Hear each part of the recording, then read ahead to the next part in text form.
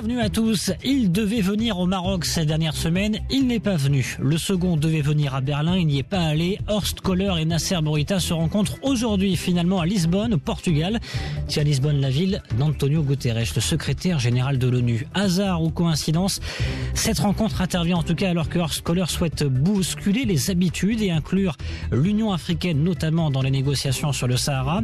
Niet du chef de la diplomatie marocaine. Alors qu'attendre franchement de cette rencontre? Horst Köhler va-t-il pouvoir relancer les discussions à sa manière? Quels sont les enjeux pour le Maroc? C'est le premier sujet des décodeurs atlantiques. Vos décodeurs ce matin, Ayman Cheraghi, bonjour. Bonjour. Vous êtes enseignant et consultant, président de l'association SimSim Participation Citoyenne. Saladin Nabira également avec nous ce matin, bonjour. Bonjour. Enseignant et chercheur, fondateur du cabinet de formation PM Conseil. Vous êtes également initiateur du projet de la première école coopérative au Maroc. En deuxième partie d'émission, nous irons à Al Hoceima. 4 mois après le séisme politique qui a touché le gouvernement, va-t-on vers une réplique qui touchera les élus locaux? La Cour des comptes convoque aujourd'hui les présidents des conseils communaux et ruraux de la province.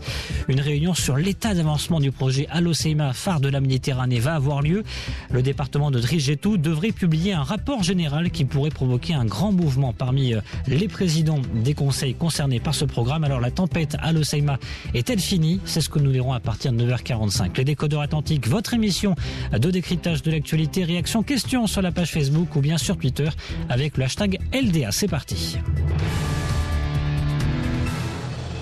Le nouvel émissaire de l'ONU sur le Sahara et Nasser Bourita se rencontrent donc aujourd'hui à Lisbonne, au Portugal. Qu'attendre de cette rencontre, messieurs? C'est ce que nous allons voir ce matin. Mais avant, le contexte de cette rencontre, on le sait maintenant, elle intervient quelques jours après la décision de la Cour de justice de l'Union européenne d'exclure le Sahara de l'accord de pêche entre le Maroc et l'UE. Et on apprend ce matin que la vice-présidente de la commission pêche au Parlement européen, une Suédoise, souhaite négocier un accord de pêche directement avec le Polisario. Une nouvelle qui tombe alors que des eurodéputés veulent mettre fin à l'accord sur le transport aérien entre le Maroc et l'Union européenne. Bon, il y a une grosse part de communication de la part du Polisario, bien entendu, mais ce verdict de la Cour européenne de justice leur donne un peu d'air tout de même, Saladin Nabira. Exactement, donc d'autant plus que là ça devient récurrent. Donc on a déjà vécu le processus il y a à peu près 1 an et demi et 2 ans. Donc le conflit, ils l'ont un peu déplacé dans une bataille judiciaire qui permet des fois de traiter dans des juridictions avec plus ou moins une indépendance et une autonomie par rapport au pouvoir politique. Donc ça permet aussi d'avoir cette pour l'Union européenne, pour les autres partis aussi, d'avoir une autre arme de négociation, parce qu'on le sait, le fond et l'intérêt, ça reste l'enjeu économique. Après, donc l'Union européenne peut toujours se prévaloir que la justice est indépendante. Et je pense que depuis, on a compris quelque part, parce qu'on a eu des signes avant-coureurs, que le Polisario, face à l'affaiblissement de la puissance, surtout algérienne, par rapport aux États, essaie donc de plus en plus de déplacer le combat vers donc des procès donc avec des juridictions. C'est la dernière carte qui reste au Polisario finalement, non? En fait, oui, exactement. C'est une carte qui prouve de plus en plus son efficacité. On l'a vu avec le blocage en fait du cargo du phosphate en Afrique du Sud. On est en train de voir aujourd'hui par rapport à l'accord de pêche où ils sont en train d'entraver donc le processus. Et par rapport à ça, notre réaction, vous savez, moi ce qui me dérange dans cette histoire, on a toujours un temps de réaction en retard.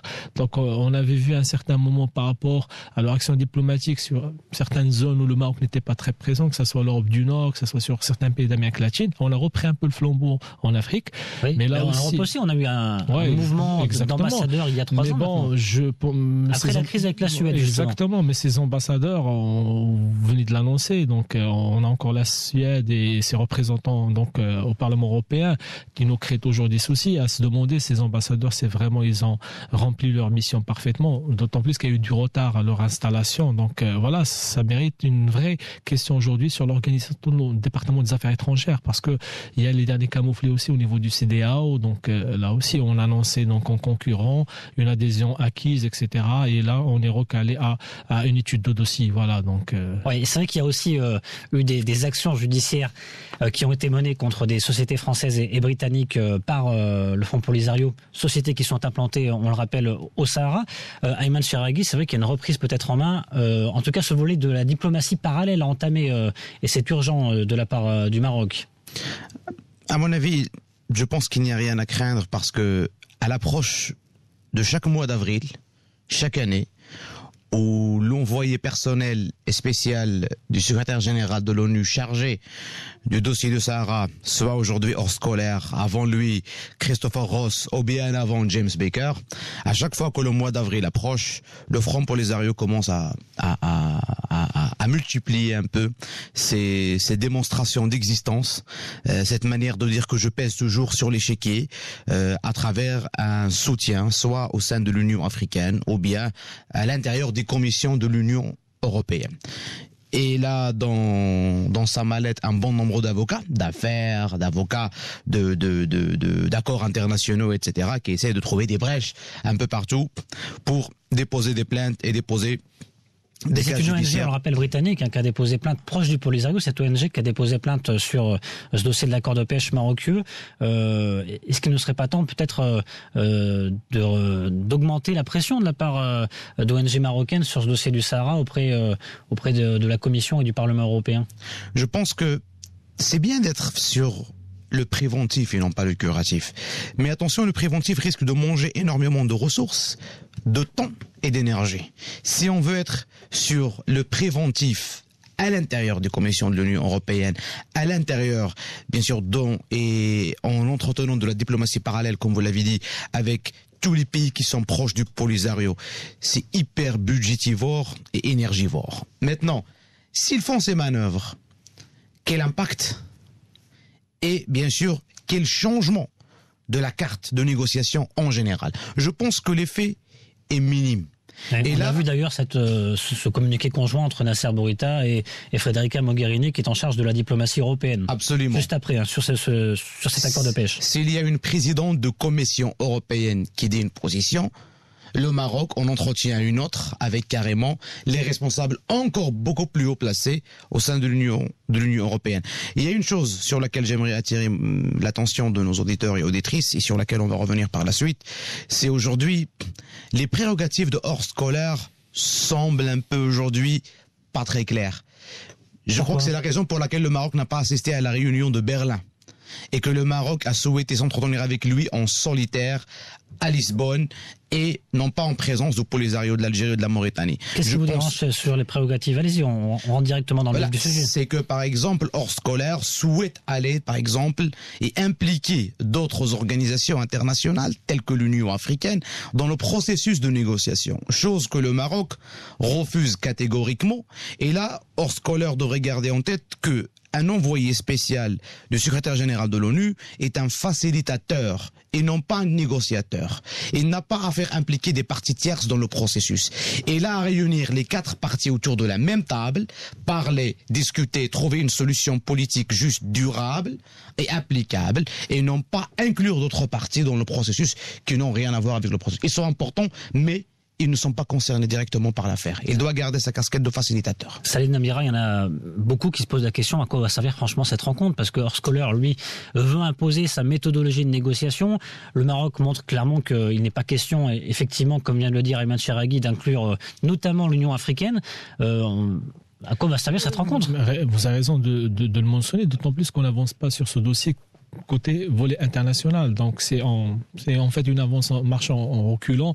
Donc à chaque fois ils nous sortent une carte, c'était les droits de l'homme. On est arrivé à écarter ce volet-là. Aujourd'hui, c'est justement cette contestation territoriale qui leur permet, sur le niveau du plan de droit international, de remettre en cause un certain nombre d'accords, quand ils trouvent une juridiction qui accueille leurs demandes.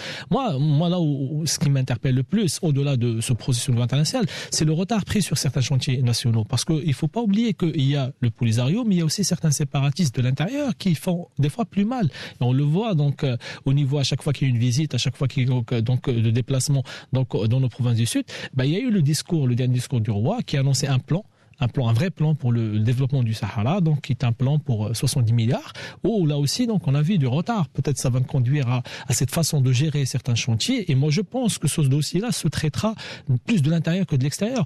Je retiens une phrase qui était très forte dans le discours royal, c'était de remettre en cause ce modèle de rente qui privilégie certaines familles au détriment de toute une population, une nouvelle génération post-marche verte qui, elle, ne profite pas, qui voit que le système privilégie certaines familles à travers certains certains aussi monopoles, exclusivité sur la pêche, ou sur la distribution de carburant. Exactement. Il faut avancer au niveau national sur le dossier du Sahara. Parce que quelque part, qu'est-ce qu'on a en face? Qui va préférer vivre dans des camps à Tindouf, etc. Donc, quelle offre peut séduire un jeune ou quelqu'un d'aller justement vivre dans un territoire tampon entre le Maroc et l'Algérie? Et on sait le traitement que réservent les Algériens donc aux résidents des camps.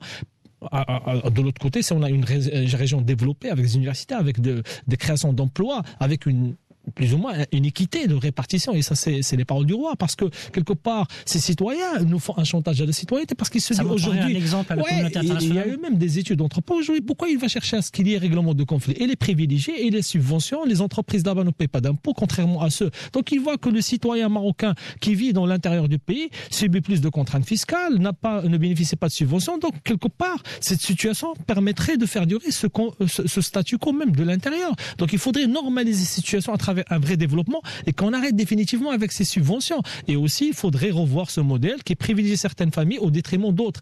Et donc, affaiblir ce front de l'intérieur, donc voilà, représenté par Aminatou Haïdar et d'autres, etc. Et donc, si on affaiblit donc ce front de l'intérieur, ça permettrait d'avoir des conditions de vie. Et je pense quelque part, l'offre Polisario, parce que là aussi, c'est un enjeu économique. Pour certains, des arguments supplémentaires. Voilà, c'est des arguments supplémentaires et ça affaiblit aussi donc l'offre de l'autre côté.